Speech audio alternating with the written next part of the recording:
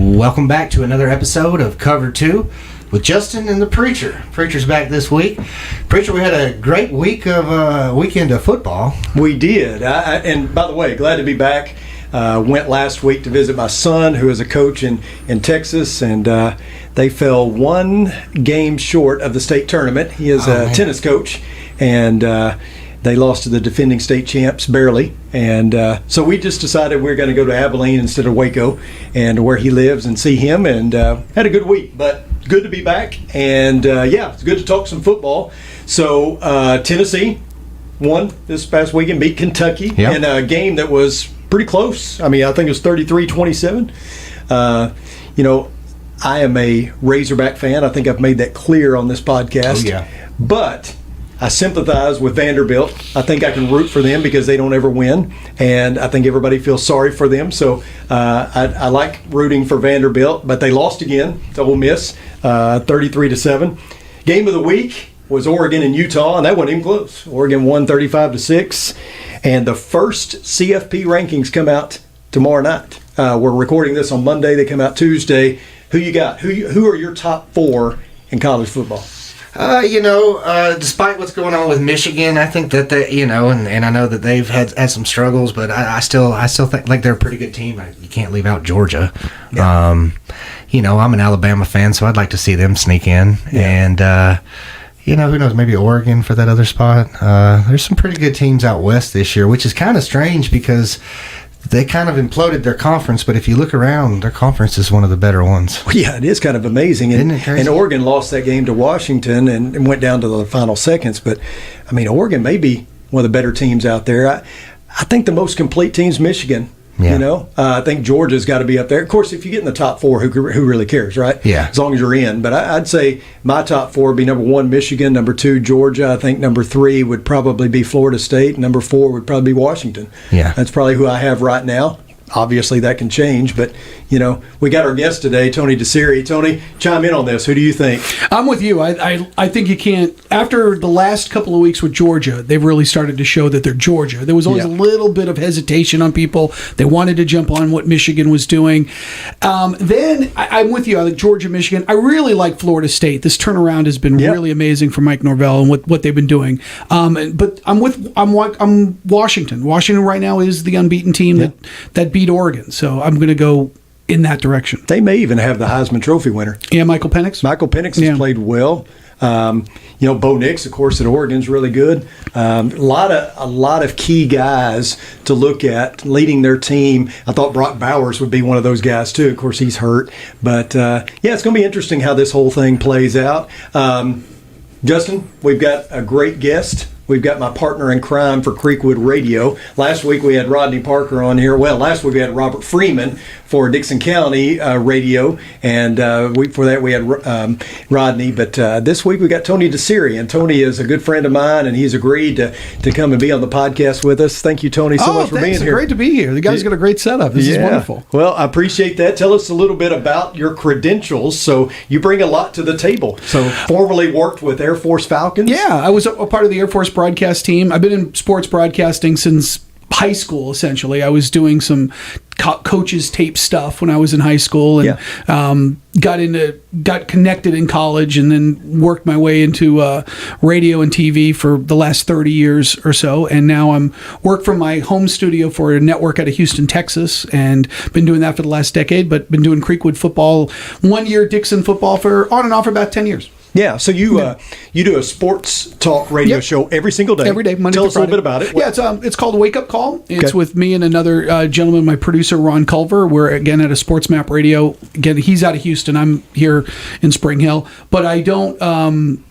But I hardly ever get to go to Houston, which is wild. So the technology has allowed me to work at the home studio. But it's a basic sports talk show host. It's more nationally driven because we've got a lot of affiliates around the country, mostly out west. But it's been a great opportunity to be at home and basically continue the broadcasting career. Yeah, and you do a podcast on the side Yeah. too, because you are a huge Formula One fan. Yeah, it really was amazing. Over the COVID period, my son was watching a series called Drive to Survive on Netflix, and it was about Formula One. And I had covered racing. It was actually my first gig in the business was covering racing. I'll never forget my boss at a station in New Hampshire said, "Do you like auto racing?" And I said, "Nope, I don't." And he said, "Well, I have an opportunity for you to cover every race at the New Hampshire Speedway."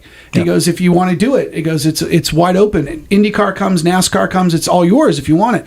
And I jumped right on it. And I got to know a lot of people in the business, and I kind of was in that for a while. And Formula One, IndyCar, I kind of knew it all. I was researching it's all constantly. I had a motorsport show that covered it all.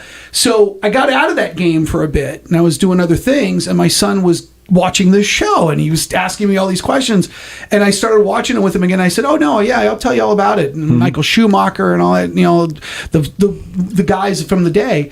And over time, I started noticing that it was taking off in America. Yeah. And so I was looking around American media, and I wasn't seeing a lot of active guys like me covering it. And it's not something I would cover on the show per se, but I decided to do a podcast to sort of add my flavor to what was going on week in, week out.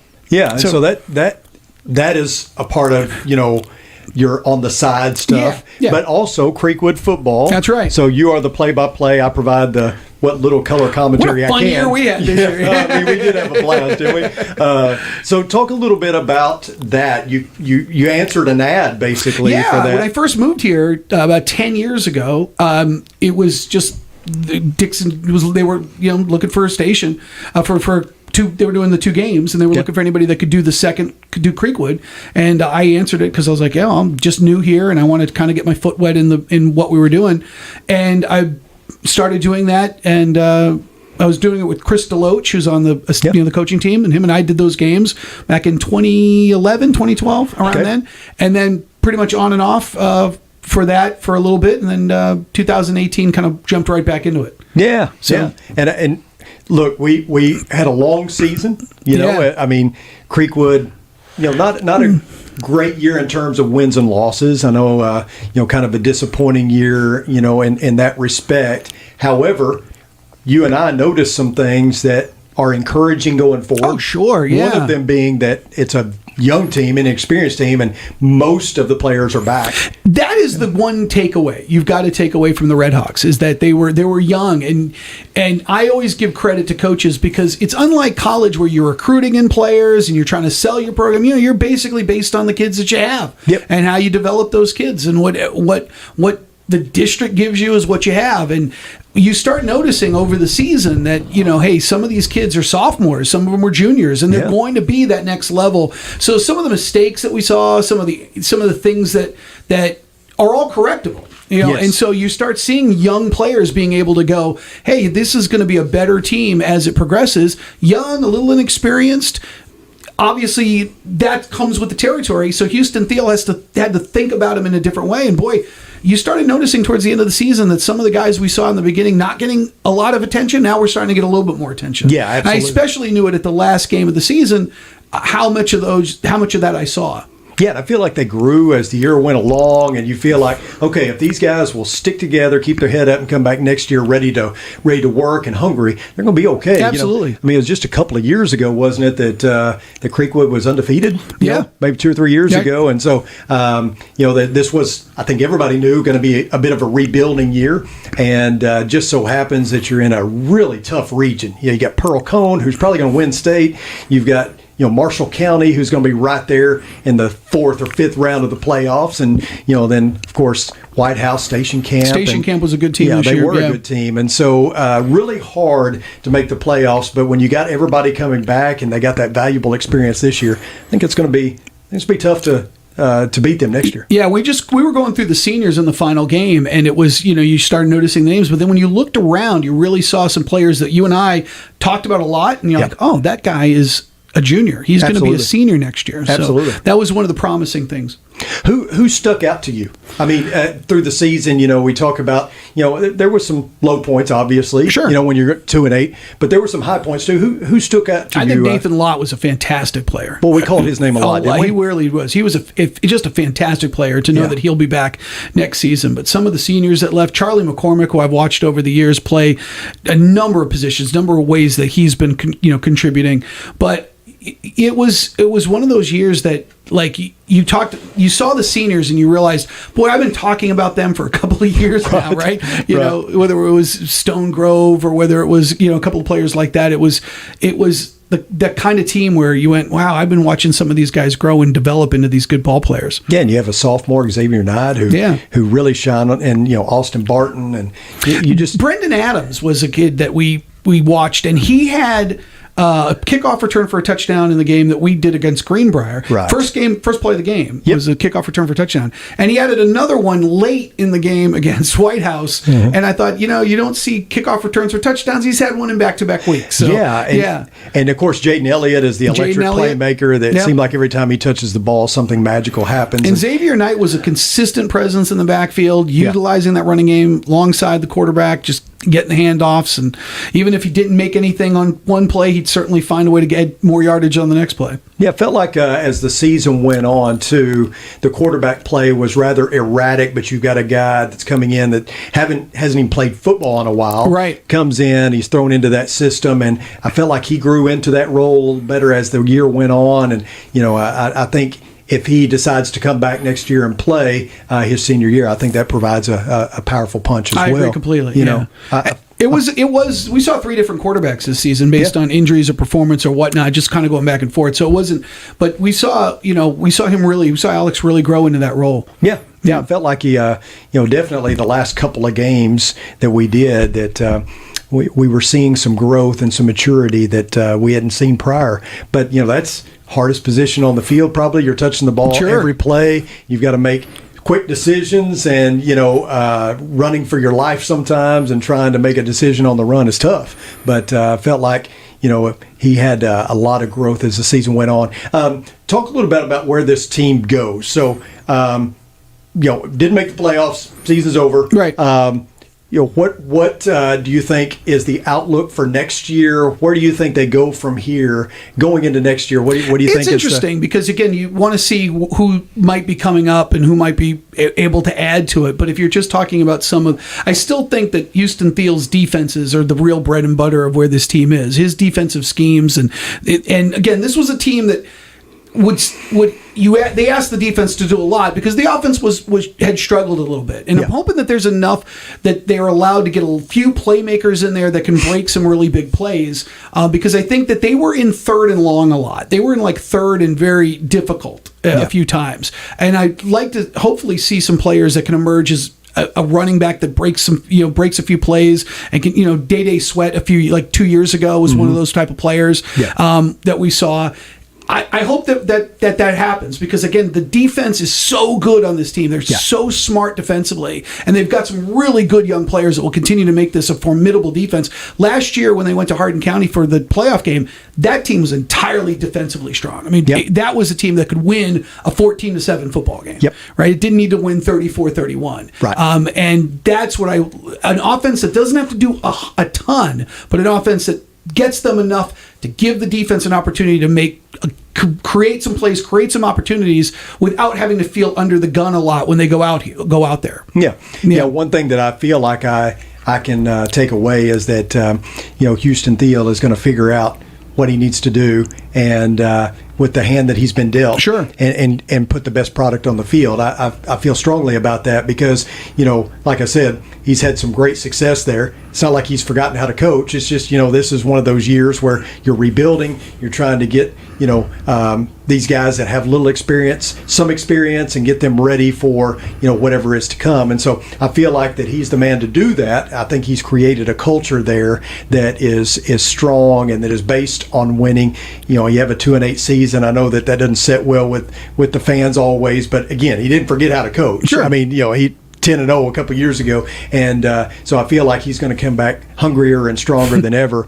And I was impressed with how this year, he didn't seem to ever get out of sorts or look like that he didn't know how to handle the situation. You know, he seemed to be cool, calm, and collected. Maybe the players could tell you something different in the locker room, you know, but he always seemed to, you know, understand, hey, I'm working with some kids that don't have a lot of experience, and I'm trying to get them to a good place. You know, I think it would be easy just to, you know, let the stress get to you and just, you know, blow up all the time. And I didn't see that on the sidelines. I saw a lot of teaching and a lot of coaching and not a lot of yelling. So I think that's where you have to respect a coach that can see the long game, right? Yeah. I mean, I think for him, the reason that later in the season, even when the playoffs were still kind of lurking where it wasn't out of the picture, you still saw a guy that really did understand from week one all the way to the end of the week where he was. And so you can have a longer patience when you realize in middle of August exactly what you have, so that in October you're still growing. You're still growing as a team, and I think that's where I saw it in the last game of the season. So last game of the season against White House, they went for it on 4th and goal at the 1 yard line. They went with a pass play. It was the right play, just missed, but nobody got dejected. They went right back and returned a kickoff for a touchdown to get right back into where they were, because the other White House came down and scored. Then they returned a kickoff for a touchdown, and they were right back in it. Like, they were just a few minutes left, but they were still right back in it. Sure. When you saw the energy and excitement on that, where, okay, we didn't get that touchdown that would have made this game a lot different, but we did get a kickoff return for a touchdown and took advantage of an opportunity. The general excitement on the field was, these are the moments we really are cherishing. These are the moments, individual compartmentalized moments are the things we're really enjoying. Yeah. And I think that was the key. The big picture, 2-8 season. Small picture, a lot of really good things that some of these kids did, separated from the larger picture, really made the season. I think so, and I also feel like that one of the impressive things about this bunch, kudos to the kids, the coaching staff, is I didn't see any quit. Yeah. You know, I think after that Greenbrier game, it would have been very easy to say, well, it's a throwaway game, that last game, because we're out of playoff contention. Season's essentially over. But, you know, they came out and fought and almost won that game. They almost won that game. Against a good White House team. They did. They almost won that game. That game was, they hung around and just missed a few opportunities. But other than that, it ended up being a game that, you know, no running clock, no people, you know, going, all right. It was, you were hanging on till the end. Sure. Yeah. Sure. So let's shift gears a little bit and talk about Dickson County. They do buy themselves another week by finishing, Justin, was it third in the region? So yes, Rossview and Clarksville, solidly right? in that third spot there. Yeah. Yeah. So you've got Dickson County going west to play Germantown Houston, who is 8-2. Their two losses were against Germantown High, who's really good, and to I forget who their other loss was to, but another really good team, and they were close losses. So a tall order to go on the road to Memphis to play a good Houston team. What do you think is going to happen there? I don't know. That's a good drive, but it's a unifying drive. I'm not really sure. Does anybody know the setup for Friday? Like, is there going to be a rally to send them off to Memphis? I actually have that information. Yeah. It just came from the high school. There's going to be on campus, we're going to have a little rally. We were thinking about doing a pep rally, but it just wasn't feasible.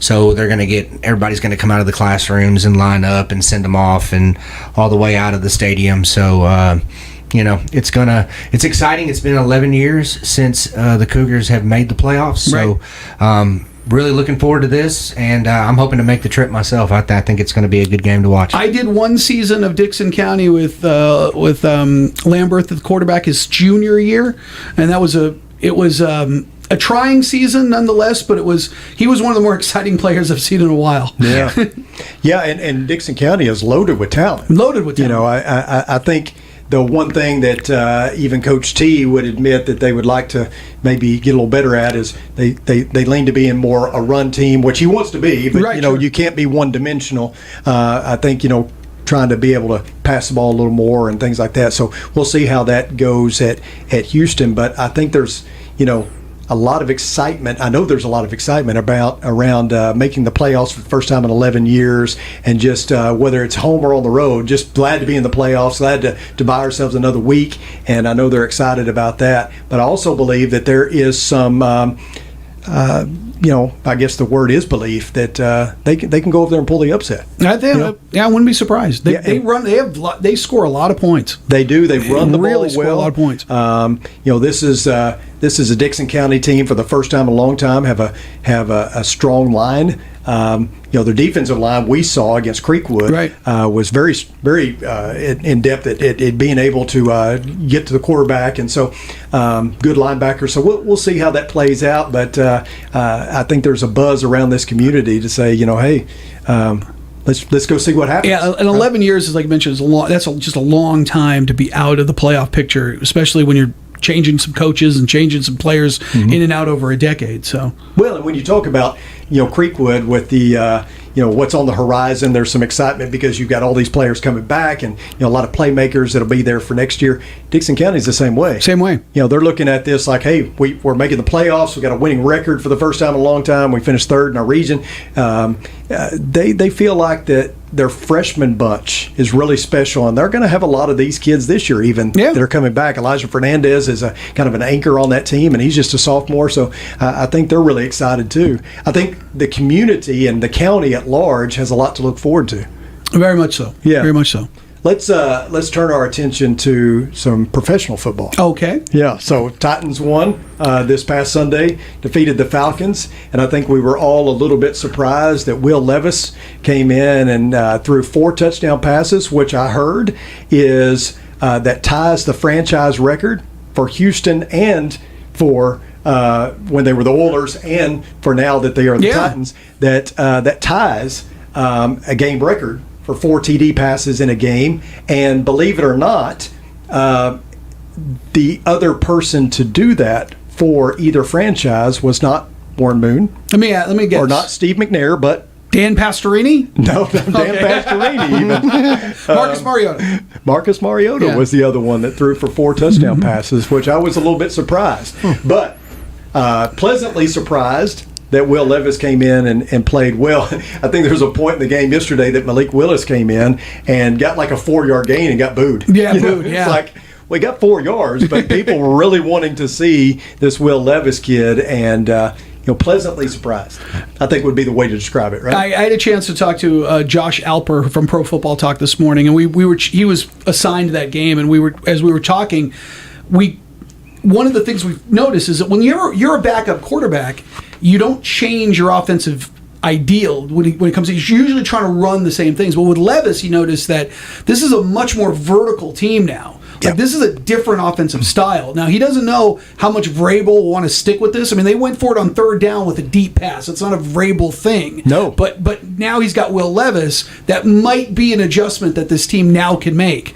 Yeah. But it's very unique to see a guy start not coming off the bench, because then you just stay with your same philosophy. But a game preparation for a guy where you are changing elements within the game. All of a sudden, they realized they had DeAndre Hopkins on the team. Right? I mean, right. Now, 3 touchdown catches. This connection was fantastic yesterday. Yeah, and, it is a fairly common thing that a guy comes in that's never played, sees action, and does really well, catches lightning in a bottle, and for 3 weeks does really well because there is no game film on him. Absolutely. There's no way to, game plan for him. So we'll see going forward how this plays out and what is the end result. I always say temper your expectations. Don't get too excited because you don't really know. Of course, there are the Brock Purdy's and people like that they just continue the run, and you're like, oh, never seen this before, or I don't see this very often, but hey, we'll just keep it going as long as we can. That does happen. Tom Brady would be a great example of that, from relatively unknown to Hall of Fame. But I don't think we should jump to that just yet. But hey, what we saw yesterday was pretty encouraging. Yeah, the list of quarterbacks who have had an amazing debut and then fallen off the map, you could fill an encyclopedia with. Yeah. I mean, it really is that loaded of players who have had a moment in the sun and then gone on and did not produce anywhere else. But the ones that, like you mentioned, those sort of guys, yes, I I'm with you. I think you got to just slow it down a little bit, wait for more film, wait to see how teams will adjust to Will Levis. It was fun to watch a Titans game offensively and without, at least in the passing game for a while. You watch football like we do so often, and it really is so simple, but it's so profound that the quarterback makes all the difference. Yeah, sure does. And especially, well, at every level, but especially at the professional level, because you get a guy that is really good. For 20 years, he can change your franchise. If you keep him upright, like Tom Brady or Aaron Rodgers, he can be there for 20 years and make a difference. And you look at that with Pat Mahomes, you look at that with, Joe Burrow, the guys that are really making a difference right now. And then you have the other guys that, are kind of a second tier that put up good stats, but they just can't seem to take the next step. I'm thinking of Kirk Cousins. I think as Tennessee fans, we always want to, go the extra mile and say Ryan Tannehill's terrible. He's not terrible. No. I mean, he's been, a noble quarterback for most of his career. He just doesn't seem to be able to get you to that next level or over the hump. And there's a lot of guys like that. Justin Herbert's one that everybody, kind of crowned as the next big thing, and he never has taken that next step. And of course, you always have the bust. But if you get a guy that can, maybe raise the level of play for everyone and not turn the ball over and throw 2 or 3 touchdowns a game, have a 70% completion percentage. And, those guys can really make you a contender for many years. What's amazing is there just isn't enough of people who can play that position at that high level. Yeah. And I always tell fan bases all the time when they tell me so-and-so's terrible, we got to cut him, we got to get rid of him. And then I always say, for who? Who are you going to go get? Who are you going to get? Yeah. This isn't a bunch of apples just sitting around waiting to be plucked off the tree. Yeah. This is, in everyone's lifetime, this has been the most important position in all of American sports. Yeah. Right? And yet, with all of the passing camps, with all of the training, with all of the personalized training, with all of the video, we can't find 20 people that can play this on an extremely high level, Hall of Fame level. You would think we'd have 100 that could do this. Yes. But we don't. So when you have one, you keep him, and you're right, it changes everything. I grew up in New England. The Patriots were the 4th by a mile on the list of teams in Boston. They were not good. They were terrible. They had Steve Grogan and then went 1-15, and it wasn't until Parcells came that they really started to turn around. But now the Patriots are one of the most important franchises in NFL history. Yeah. Because of 20 years with the right quarterback. Yeah, you get that right guy. And the same way at the college level, I think you look at it, and I think that's what Tennessee fans are kind of buzzing about is, we've got a good team.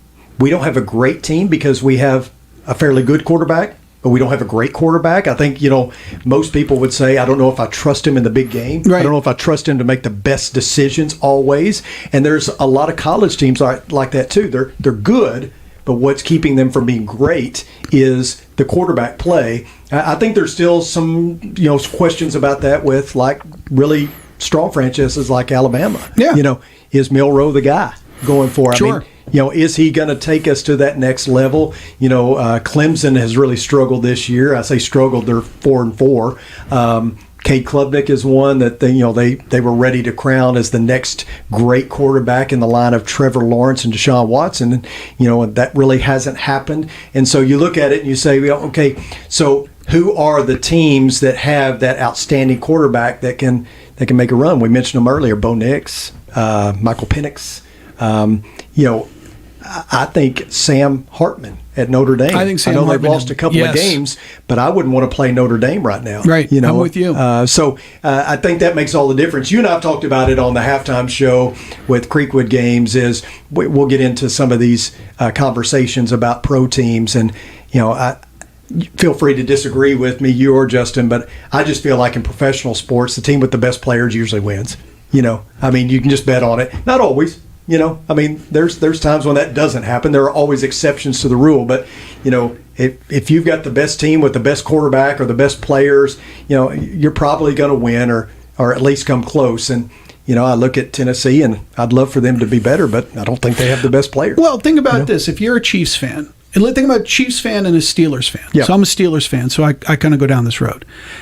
When Patrick Mahomes is not feeling well and they're down to 3 field goals against a lousy defense like Denver, do you think people in Kansas City are worried or upset? No, right? No. Now, if the Steelers go into a game like that, Kenny Pickett, who did get hurt yesterday, but if Kenny Pickett was held to 3 field goals and didn't look sharp and they had 5 turnovers and he lost a fumble, all of a sudden you're thinking, boy, Shedeur Sanders would look good in a Steelers uniform, right? Michael Penix would look good in a Steelers uniform. That's the difference. The difference is you can take a Joe Burrow, Justin Herbert, Patrick Mahomes. They can have a lousy game, and no one thinks at all that this will affect them in January. Right. But some teams, you start thinking, I don't know if this guy is the guy I want 2, 3, 4 years down the road. And that's the difference. And that's you're 100% right. If you look at the Super Bowl champions, almost all of them have a level quarterback play that has been one of the superior levels that you've seen that season. Yeah. Doesn't have to be overall, but that particular season.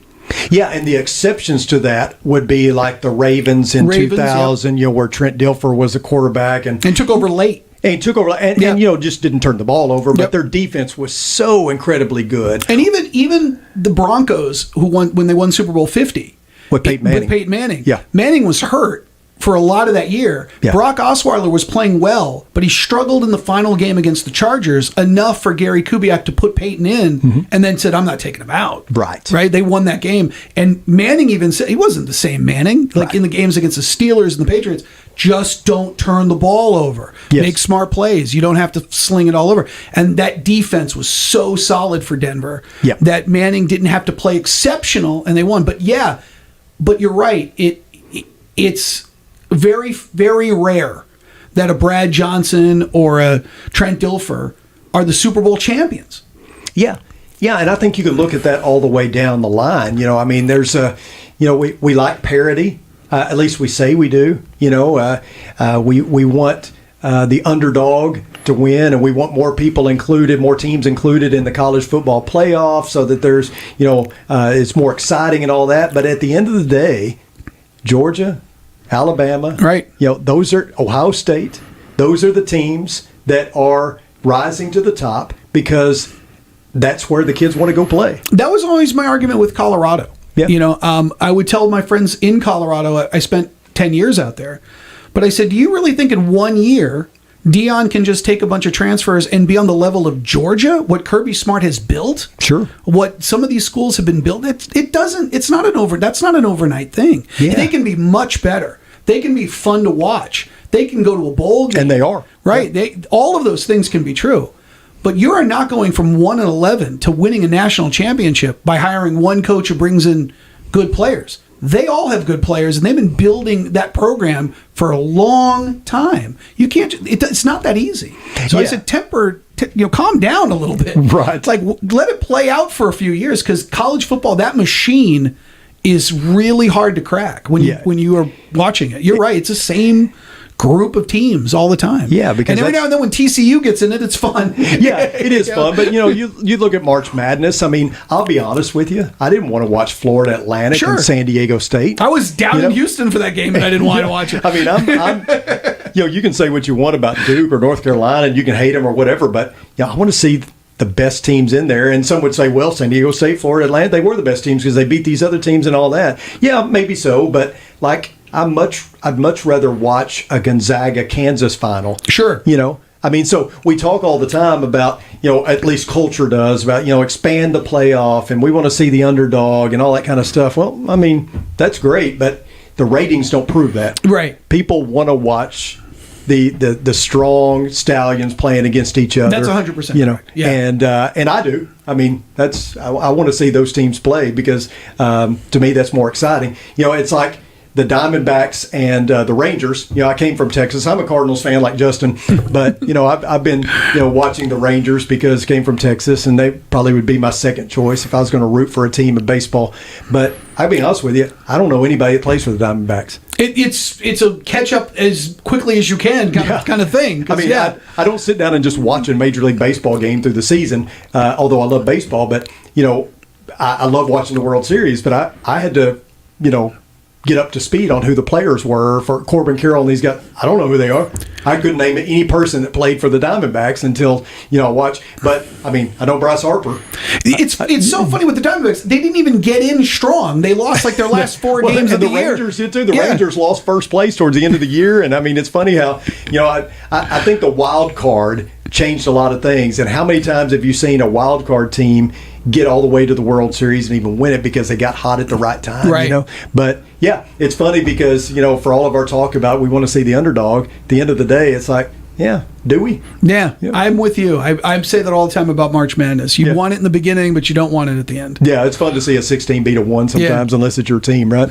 Well, we went in 100 different directions there, Justin, but, I enjoyed it. I enjoyed the discussion. I enjoy having somebody who, like Tony, who talks about this daily, who can come on and give us some pointers because, we're kind of trying to figure all this out. Tony, thanks for joining us, man. Oh, I had a great time. This is a great studio, great podcast. And I've told you many times in the broadcast what you're doing for the area, for the kids in the area is phenomenal. Keep this up. Well, I appreciate it. It's great. We love Creekwood. We love Dixon County. We love the kids. We've had many of them on the show that have done a great job. We're so thankful for the coaches, Coach Thiel, Coach Tomlinson, and the job that they're doing. We feel like we have something special in this community, in this county, and I'm excited for Dixon County playing this week, but I'm also excited for next year. And I think, like this year, there's going to be a buzz next year because of the excitement around both programs. I agree. Yeah. I agree. Yeah. Well, thanks everyone for tuning in, Justin. This is it. Yeah, this is pretty much, we're getting down here to the end of the season, right? So just want to encourage everybody. Robert Freeman was on last week, and he broke some news that they were attempting to maybe televise the game. Yep. So they are televising the game, and it's WDHC 11, I think, is the channel, and so you can find that, on the streaming service. Roku is the main place to find it, and so they'll be streaming the game. I know a lot of people probably won't travel all the way to Memphis to watch, but you can watch it online. Yeah. Watch it on TV. That'll be great. So if you get the chance to go out and support, make the drive. I'm gonna try. I told the guys if they could make the playoffs, I'd do my best to be there. So absolutely, we're gonna try to go down there. I've been checking out the maps all day. Where exactly is this place? And it's about 2.5 hours away. So they're gonna leave. I think Coach Holly said Friday the buses with the players and the cheerleaders and the band, and sounded like they were they were taking everybody, and they were gonna leave around 1:00. So they'll be down there. It'll be a long trip. Yeah, it's going to be a great experience, though, and I'm excited for them, excited for the community, and hope that they do well. Yeah, absolutely. Yeah. Well, that'll do it for this episode. I guess we'll be back next week. Are we going to come back next week? I guess what if they win? Do we have to come back and talk about it? Yes, if they win, we'll be back to talk about it. If not, we'll see you next year. Yeah, that's right. Okay, there we go. Appreciate it. Thank you, Tony, and we'll see you guys next time.